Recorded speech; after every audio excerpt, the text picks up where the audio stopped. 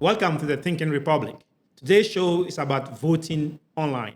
We shop with our phones, we date with our phones, we love with our phones, we do everything with our phones. We send money, receive money. Can't we vote with our phones? In Estonia, they vote with their phones. This generation is a digital native generation.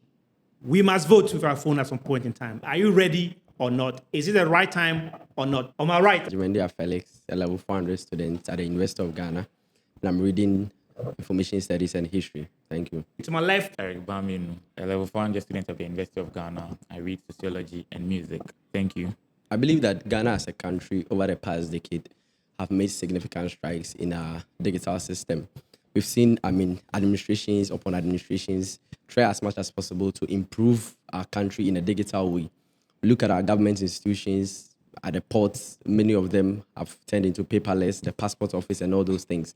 Why don't we as a country move into a system where our online system or an electoral system that elects these people to implement these digital policies? We have countries like Estonia that have implemented this from 2005. As a country that we've had presidents improve our digital sector, as a country where we've always cried the fact that we should send internet connectivity to our villages and everything, why don't we do that with the resources that we are spending in printing ballot papers, printing ballot boxes, having to put in more security personnel when we are about to elect new president? Why don't we use these resources to extend internet connectivity to these areas to be able to help as a country save cost and also save time? Because we've had each and every election year, we have our busing system, our busing areas being choked. We've had buses that are, shortage of buses and everything. People are not able to go back to their village. People have to have accidents when going back to their village to be able to just go and vote. Why don't we sit back in our homes and just press our phone, use an USSD code to be able to vote? I believe the that same challenges that you have with physical voting, you can have the same challenges with online voting. Your network will be slow, where people will have difficulties voting because the network is slow.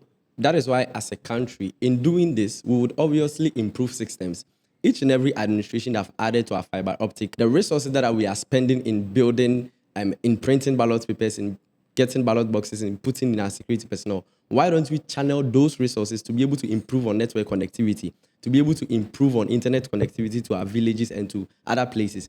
And as I've always said, people may argue that, okay, what of people that are not able to use smartphones? Yeah. As a country, rights always comes with responsibilities.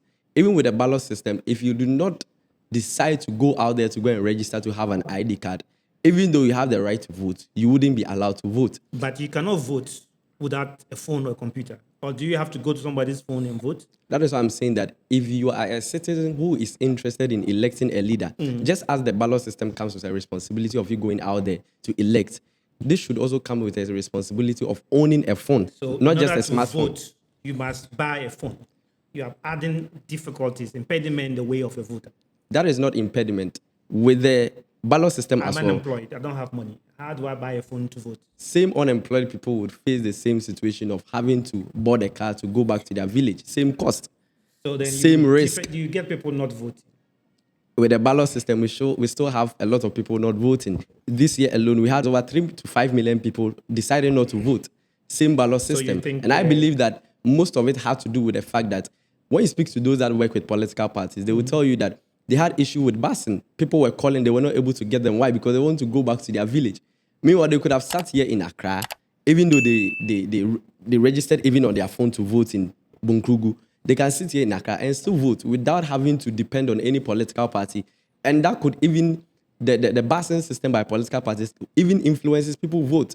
Because people say that, okay, the country is not good, but this current government bus me to my village, and for that matter, I should vote for that person.